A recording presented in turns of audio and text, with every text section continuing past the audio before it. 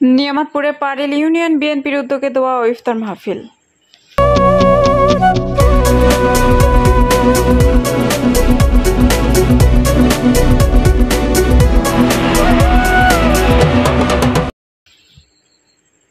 আসসালামু আলাইকুম। এডিপি বাংলা সংবাদে সবাইকে স্বাগত জানাচ্ছি সুমা আহমেদ।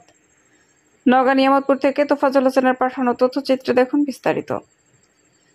নওগাঁ নিয়ামতপুর উপজেলার পাড়িল ইউনিয়ন বিএনপির উদ্যোগে দোয়া ও ইফতার মাহফিল এবং বেগম খালেদা জিয়ার রোগমুক্তি কামনায় দোয়া প্রার্থনা অনুষ্ঠিত হয়েছে। শুক্রবার বিকেলে উপজেলার পাড়িল ইউনিয়নের বীর জওয়ান উচ্চ বিদ্যালয় মাঠে বাংলাদেশ জাতীয়তাবাদী দল বিএনপি পাড়িল ইউনিয়ন শাখার উদ্যোগে দোয়া ও ইফতার মাহফিল অনুষ্ঠিত হয়। পাড়িল ইউনিয়ন বিএনপির সভাপতি আব্দুল মান্নানের সভাপতিত্বে সভায় প্রধান অতিথি হিসেবে উপস্থিত ছিলেন নওগাঁ ১ আসনের একাদশ জাতীয় সংসদ নির্বাচনে বিএনপির মনোনীত প্রার্থী ও উপজেলা বিএনপির সাধারণ সম্পাদক মোস্তাফিজুর রহমান।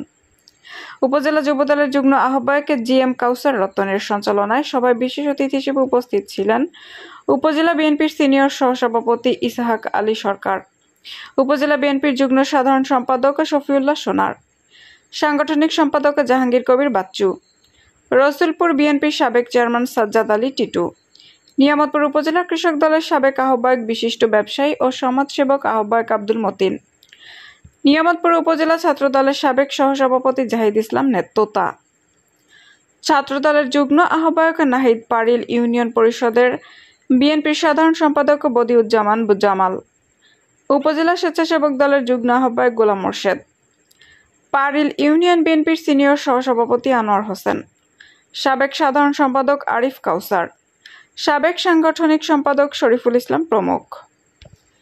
ইফতারের পূর্বে সংক্ষিপ্ত আলোচনায় বক্তারা পবিত্র রমজানের তাৎপর্য তুলে ধরেন। পরে দেশ ও জাতির কল্যাণ, গণতন্ত্র পুনরুদ্ধার এবং শহীদের আত্মার মাগফিরাত কামনায় বিশেষ দোয়া ও মোনাজাত করা হয়। স্থানীয় নেতাকর্মীদের স্বতঃস্ফূর্ত অংশগ্রহণে ইফতার মাহফিলটি এক মিলনমেলায় পরিণত হয়। প্রধান অতিথি মোস্তাফিজুর রহমান বলেন, আমাদের নেতা তারেক রহমান সবচেয়ে বেশি নির্যাতিত হয়েছে। তারপরেও তিনি বলেছেন, হিংসা দিয়ে হিংসার জবাব নয়, ভালোবাসা দিয়ে হিংসার জবাব দেয়া হবে। আগামী দিনে সকল ক্ষমতার অধিকারী হবে জনগণ, জনপ্রতিনিধিরা হবে দেশের মানুষের খাদেম। দখলবাজ ও দুর্নীতিবাজদের এড়িয়ে চলতে হবে। দেশের ছোট বড় সবার কাছে দেশনেত্রী বেগম খালেদা জিয়ার জন্য দোয়া প্রার্থনা করেন তিনি। ধন্যবাদ আপনাদেরকে। দোয়া আমাদের দেশনেত্রী বেগম খালেদা জিয়ার জন্য দোয়া হবে এবং এই পাড়িল ইউনিয়নে বিএনপি পরিবার সহ পাড়িল ইউনিয়নের যত মানুষ কবরে আছে সবার জন্য দোয়া হবে এবং আপনাদের জন্য দোয়া হবে। কেউ এই দোয়া শরীর নেওয়া যাবে না, সবাই একটু ধৈর্য বসেন। আমি সেই নিরাপদ শান্ত যে নিয়মপুরের কন্দন মূল আকাশে বাতাসে আর ভুলে যায় অত্যাচারী আমরা আগামী দিনে যে আমরা বিগত দিনে শৈল শাসক খুনি হাসিনার নেতৃত্বে বাংলাদেশের মানুষের উপরে যে নির্মম নির্যাতন চালানো হয়েছিল, ভোটার অধিকার হরণ করা হয়েছিল, তার থেকে মুক্ত হওয়ার জন্য আগামী দিনে আমাদের প্রিয় নেতা বিএনপি ভারপ্রাপ্ত চেয়ারম্যান তারেক রহমান যে ৩১ দফা রাষ্ট্র মেরামতের কর্মসূচি দিয়েছে, আগামী দিনে এই ৩১ দফা রাষ্ট্র মেরামতের ফলে তারেক রহমানের নেতৃত্বে এই বাংলাদেশকে মানবিক বাংলাদেশ করে, এই বাংলাদেশকে একটা সুন্দর বাংলাদেশ করে, এই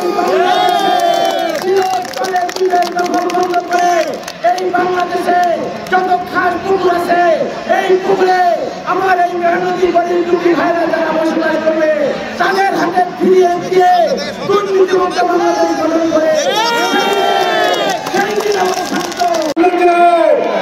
আপনাদের দিঘি পাড়ার যে দিঘি রয়েছে সেই দিঘিকে নিয়ে কি রাজনীতি করা হয়েছে, কি লুটপাট করা হয়েছে, কি দুর্নীতি করা হয়েছে বন্ধুরা আমার, কারা করেছে আপনারা সবাই জানেন। এই ৬ নম্বরের কুমার করেছে বন্ধুরা আমার, তারা শুরু করে ক্ষান্ত হয় নাই মোস্তাফিজুর রহমানের যারা আদর্শে আদর্শিত সেই সকল নেতাদের নামে মিথ্যা মামলা দেওয়া হয়েছে।